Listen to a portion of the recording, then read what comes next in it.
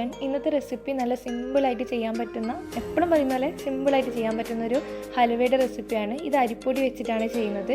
പിന്നെ അരി അരക്കണ്ടോ കുതിർക്കണ്ടോ ഒന്നും ആവശ്യമില്ല. സിമ്പിളായിട്ട് തന്നെ പെട്ടെന്ന് തന്നെ ചെയ്തെടുക്കാൻ പറ്റും. അപ്പോൾ എങ്ങനെ ഉണ്ടാക്കിയെടുക്കാൻ നോക്കാം. ആരെങ്കിലും ആദ്യമായിട്ട് കാണുന്നുണ്ടെങ്കിൽ, കണ്ടിട്ട് സബ്സ്ക്രൈബ് ചെയ്തിട്ടില്ല എന്നുണ്ടെങ്കിൽ ഈ ഒരു റെഡ് ബട്ടൺ പ്രസ് ചെയ്താൽ നിങ്ങൾക്ക് സബ്സ്ക്രൈബ് ചെയ്യാം. പിന്നെ ഇതുപോലൊരു ബെല്ലൈക്കൺ അപ്പുറം വരും, അതൊന്ന് ക്ലിക്ക് ചെയ്തിട്ട് ഓൾ എന്നുള്ള ഓപ്ഷൻ സെലക്ട് ചെയ്യാൻ, നോട്ടിഫിക്കേഷൻ കിട്ടാൻ വേണ്ടിയിട്ട്. ഹലുവ ഉണ്ടാക്കിയെടുക്കാൻ വേണ്ടിയിട്ട് ആദ്യം ഒന്ന് അരിപ്പൊടിയൊക്കെ ഒന്ന് മിക്സാക്കി എടുക്കാനുണ്ട്. അപ്പോൾ ഒരു ബൗൾ എടുത്തിട്ടുണ്ട്. ഇതിലേക്ക് 1 കപ്പ് അരിപ്പൊടി ചേർത്ത് കൊടുക്കുക. നമ്മൾ പത്തിരിക്കൊക്കെ എടുക്കുന്ന വറുത്ത അരിപ്പൊടിയല്ലേ, നൈസ് പത്തിരിക്കൊക്കെ എടുക്കുന്ന അതാണ് എടുത്തിട്ടുള്ളത്. ഇതിലേക്ക് ഒരു 3 കപ്പ് രണ്ടാം പാൽ ചേർത്തിട്ട് ഒന്ന് മിക്സ് ചെയ്തെടുക്കണം. അപ്പോൾ കുറച്ചായിട്ട് ചേർത്തിട്ട് ഒട്ടും കട്ടകളില്ലാതെ തന്നെ ഒന്ന് മിക്സ് ചെയ്തെടുക്കാം. പിന്നെ നമുക്കിതിലേക്ക് ശർക്കരപ്പാനിയാണ് ചേർക്കേണ്ടത്. ഞാനൊരു 300 ഗ്രാം ശർക്കര ഉരുക്കി ആക്കിയ ശർക്കരപ്പാനിയാണ് ചേർത്ത് കൊടുക്കുന്നത്. അധികം വെള്ളമൊന്നും ഒഴിച്ചിട്ടില്ല. ഒരു 1/2 കപ്പ് വെള്ളത്തിലാണ് ഞാൻ ശർക്കരപ്പാനി ആക്കിയിട്ടുണ്ടായത്. നല്ല കട്ടിയുള്ള പാനിയാണ്. അപ്പോൾ അതൊന്ന് ചേർത്തിട്ടൊന്ന് മിക്സാക്കി എടുക്കുന്നുണ്ട്. പിന്നെ ഞാനിതിൽ 300 ഗ്രാം എടുത്തത്, ഞാനിതിൽ കുറച്ച് പഞ്ചസാരയും കൂടി ചേർക്കുന്നുണ്ട്. അതുകൊണ്ടാണ്. ഇപ്പോൾ പഞ്ചസാര ഒഴിവാക്കുന്നുണ്ടെന്നുണ്ടെങ്കിൽ ഒരു 400 ഗ്രാമോളം എടുത്താൽ മതിയാവും. പഞ്ചസാരയുടെ യാതൊരു നിർബന്ധവും ഇല്ല. പിന്നെ ഞാനെടുത്ത ശർക്കര അധികം കളർ ഉണ്ടായിട്ടില്ല. അപ്പം പഞ്ചസാര ഒന്ന് കാരമൽ ചെയ്ത് കഴിഞ്ഞാൽ ഹലുവക്ക് കുറച്ച് കളർ കിട്ടുമല്ലോ, അതുകൊണ്ടാണ് ഞാൻ പഞ്ചസാര എടുത്തിട്ടുള്ളത്. ഹലുവ ഒന്ന് കുറുക്കിയെടുക്കാൻ പോവാണ്. ഞാൻ പറഞ്ഞല്ലോ പഞ്ചസാര യൂസ് ചെയ്യുന്നുണ്ടെന്ന്. അപ്പോൾ ഒരു 1/4 കപ്പ് പഞ്ചസാരയാണ് ഞാൻ ആദ്യം ഈ കടായിലേക്ക് ചേർത്ത് കൊടുക്കുന്നത്. ഇതിലേക്ക് ഒരു 1.5 ടേബിൾ സ്പൂണോളം വെള്ളം ഒഴിച്ചിട്ട് നമുക്ക് പഞ്ചസാര കാരമലാക്കി എടുക്കണം. ഒരു ചെറിയ കളർ ചേഞ്ചൊക്കെ വരണം. ഹലുവക്ക് ആ ഒരു കളർ കിട്ടാൻ വേണ്ടിയിട്ടാണ്. ഈ ഒരു സ്റ്റെപ്പ് ചെയ്യേണ്ട ആവശ്യമില്ല. നിങ്ങൾ ശർക്കര അധികം എടുത്താൽ മതി. ആ ഒരു കളർ കിട്ടാൻ വേണ്ടി മാത്രം ചെയ്തേ ഉള്ളൂ. മീഡിയം ഫ്ലെയിമിൽ വെച്ചിട്ട് പഞ്ചസാര ഇതുപോലെ മെൽറ്റായി വരുമ്പം ചെറുതായിട്ട് ഇങ്ങനെ കളർ ചേഞ്ചൊക്കെ വരും. കളർ ചേഞ്ച് കണ്ടു തുടങ്ങിയ പിന്നെ ചെറിയ ഫ്ലെയിമിൽ ഇട്ട് കൊടുക്കണം. അപ്പം ഈ ഒരു കളറായി കിട്ടിയാൽ മതി. ഇനി ഇതിലേക്ക് നമ്മൾ നേരത്തെ മിക്സ് ചെയ്ത് വെച്ച അരിപ്പൊടിയുടെ കൂട്ടിട്ടല്ലോ, അത് ഒഴിച്ചു കൊടുക്കാം. ഫ്ലെയിം നല്ല കുറച്ച് വെച്ചിട്ട് ഒഴിച്ചു കൊടുക്കണം. അരിപ്പൊടീൻ്റെ കൂട്ട് ഒഴിച്ചു കൊടുക്കുമ്പോൾ പിന്നെ പഞ്ചസാര കട്ട കെട്ടി ഇതുപോലെ ഉണ്ടാവും. അത് കുഴപ്പമില്ല. നമ്മൾ ഇളക്കുന്ന സമയത്ത് ചെറിയ കുഴപ്പമുണ്ടാവും. അത് കുഴപ്പമില്ല, അത് മെൽറ്റായിക്കോളും. നമുക്കിത് നന്നായിട്ട് എല്ലാം കൂടി കുറുക്കിയെടുക്കുകയാണ് ചെയ്യേണ്ടത്. അപ്പോൾ ഒരു മീഡിയം ഫ്ലെയിമിൽ വെച്ചിട്ട് കൈവിടാതെ ഇതുപോലെ ഇളക്കിക്കൊണ്ടിരിക്കണം. ഇത് ടോട്ടലായി കിട്ടാൻ വേണ്ടിയിട്ട് ഒരു 1/2 മണിക്കൂറിനടുത്ത് എടുക്കുന്നുണ്ട്. നമ്മളിതുപോലെ ഇളക്കിക്കൊണ്ടിരിക്കുമ്പം നല്ല കട്ടിയായിട്ട് വരും. അപ്പോൾ നമ്മളിതിലേക്ക് 1 ടീസ്പൂണോളം ഏലക്ക പൊടിച്ചതാണ് ചേർത്ത് കൊടുക്കുന്നത്, നല്ലൊരു ഫ്ലേവർ കിട്ടാൻ വേണ്ടിയിട്ട്. എന്നിട്ട് ഇതുപോലെ ഇളക്കിക്കൊണ്ടിരിക്കുക. പിന്നെ ഇങ്ങനെ ഒന്ന് കട്ട് ചെയ്ത് തുടങ്ങിയാൽ നമ്മളിതിലേക്ക് നെയ്യും വെളിച്ചെണ്ണയൊക്കെ ചേർത്ത് കൊടുക്കുന്നുണ്ട്. അപ്പോൾ ഞാൻ ഫുള്ളായിട്ട് ഇങ്ങനെ കാണിക്കാൻ നിന്നാൽ വീഡിയോ ഭയങ്കര ലെങ്തി ആയി പോകും. ഞാനിതിലേക്ക് ടോട്ടൽ ഒരു 2 ടേബിൾ സ്പൂണോളം നെയ്യും പിന്നെ അതിനനുസരിച്ച് തന്നെ വെളിച്ചെണ്ണ എടുത്തിട്ടുണ്ട്. അത് നമ്മുടെ ഈ ഒരു കൂട്ട് അബ്സോർബ് ചെയ്യുമല്ലോ, നെയ്യും വെളിച്ചെണ്ണയൊക്കെ. അപ്പോൾ അത് ഡ്രൈ ആയിട്ട് കാണുമ്പോഴാണ് നമ്മൾ ഒഴിച്ച് കൊടുക്കേണ്ടത്. ഇടയ്ക്കിടയ്ക്ക് ഇതുപോലെ ഒഴിച്ച് കൊടുത്തുകൊണ്ടിരിക്കുക.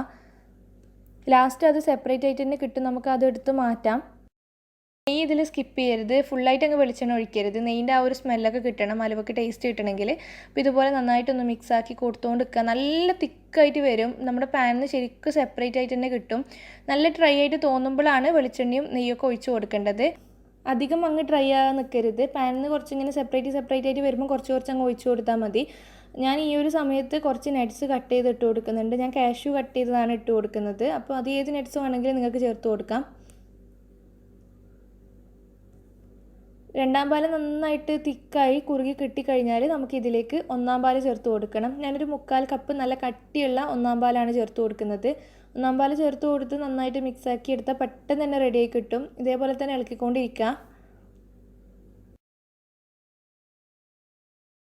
ലാസ്റ്റോട്ടാകുമ്പോൾ നമുക്ക് നെയ്യിൻ്റെ ഒന്നും ആവശ്യം വരില്ല. ഇതുപോലെ എല്ലാം തെളിഞ്ഞ് നല്ല തിക്കായിട്ട് വരും. ഇതുപോലെ നല്ല സെപ്പറേറ്റ് ആയിട്ട് തന്നെ കിട്ടും പാനിൽ നിന്ന് ഈ കൂട്ട്. ഇതേപോലെ പാനിൽ നല്ല സെപ്പറേറ്റ് ആയിട്ട് വരികയും ചെയ്യും. സൈഡിലേക്ക് നമ്മൾ ഒഴിച്ച ഓയിലും നെയ്യൊക്കെ വരും. അപ്പോൾ ഈ സമയത്ത് വേണമെങ്കിൽ നിങ്ങൾക്കത് സ്പൂൺ വെച്ചിട്ട് എടുത്ത് ഒഴിവാക്കാം. ഉണ്ടെങ്കിൽ നല്ലൊരു ടേസ്റ്റ് ഉണ്ടാവും. ഇപ്പോൾ നമ്മുടെ ഹലുവൻ്റെ കൂട്ട് അത്യാവശ്യം നല്ല തിക്കായിട്ടുണ്ട്. പാനിൽ നല്ലപോലെ സെപ്പറേറ്റ് ആയിട്ട് കിട്ടുന്നുണ്ട്. അപ്പോൾ നമുക്കത് സെറ്റ് ചെയ്യാനുള്ള, ഫ്ലെയിം ഓഫ് ചെയ്തിട്ട് സെറ്റ് ചെയ്യാനുള്ള പാത്രത്തിലേക്ക് മാറ്റണം. ഞാനൊരു കേക്ക് ടിന്നാണ് എടുത്തിട്ടുള്ളത്. പിന്നെ ഇതിൻ്റെ താഴ്ഭാഗത്ത് കുറച്ച് വെള്ള എള്ളും പിന്നെ കാഷ്യൂ കട്ട് ചെയ്തതും കൂടി ഇട്ട് കൊടുത്തിട്ടുണ്ട്.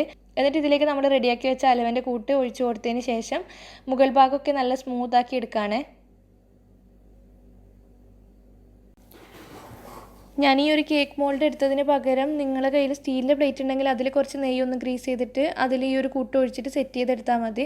ഇത് നമുക്കൊരു 6 മണിക്കൂർ മാറ്റി വെക്കണം. ഫ്രിഡ്ജിലൊന്നും വെക്കേണ്ട ആവശ്യമില്ല, പുറത്തുതന്നെ വെച്ചാൽ മതി. ഫ്രിഡ്ജിൽ വെക്കരുത്, കാരണം ആ ഒരു ഓയിലും നെയ്യൊക്കെ ഉള്ളതുകൊണ്ട് കുറച്ച് അങ്ങ് ഹാർഡായി പോകാനുള്ള ചാൻസ് ഉണ്ട്. അതും കൂടി ഉറച്ചിട്ട് അപ്പോൾ നിങ്ങൾ ഫ്രിഡ്ജിൽ വെക്കുകയാണെങ്കിൽ കഴിക്കുന്നതിൻ്റെ ഒരു 10 മിനിറ്റ് മുന്നെങ്കിലും എടുത്ത് പുറത്തേക്ക് വെക്കണം, അല്ലെങ്കിൽ നല്ല ഹാർഡായിരിക്കും.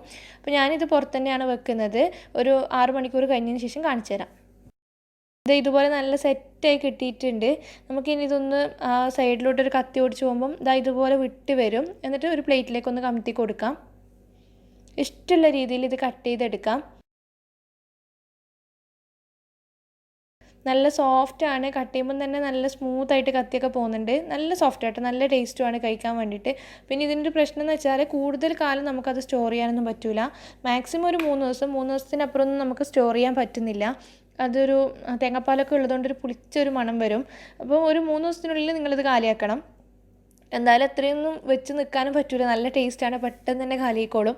അപ്പോൾ എന്തായാലും ഒന്ന് ട്രൈ ചെയ്ത് നോക്കുക, എന്നിട്ട് ഫീഡ്ബാക്കൊക്കെ അറിയിക്കണം. വീഡിയോ ഇഷ്ടപ്പെടുകയാണെങ്കിൽ ലൈക്ക് ചെയ്യാനും ഷെയർ ചെയ്യാനൊന്നും മറക്കരുത്. താങ്ക്